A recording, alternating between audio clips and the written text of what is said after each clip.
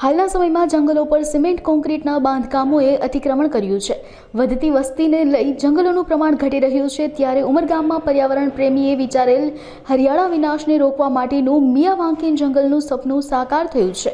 દરિયા કિનારે ગોદરેજ કંપનીના સહયોગથી શરૂઆતમાં માત્ર અડધો ફૂટના અંતરે વાવેલા વૃક્ષો હાલ મોટા થઈ ગયા છે, તેમજ જંગલ બની ગયું છે। તેમજ નારગોલ ગ્રામ પંચાયતની મદદથી બનેલા આ મિયાવાંકી જંગલમાં પશુ પક્ષીઓ, પતંગિયાઓ અને સરીસૃપ જીવો વસવાટ કરે છે।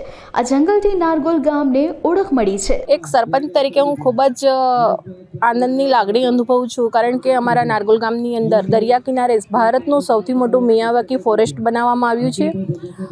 એમાં 1,20,000 જેટલા વૃક્ષોનું વાવેતર કરવામાં આવ્યું હતું। 2 વર્ષની અંદર વૃક્ષોની વૃદ્ધિ પણ ઘણી એવી સારી થઈ છે અને એમાં 99% સક્સેસ થયા છે આ વૃક્ષો।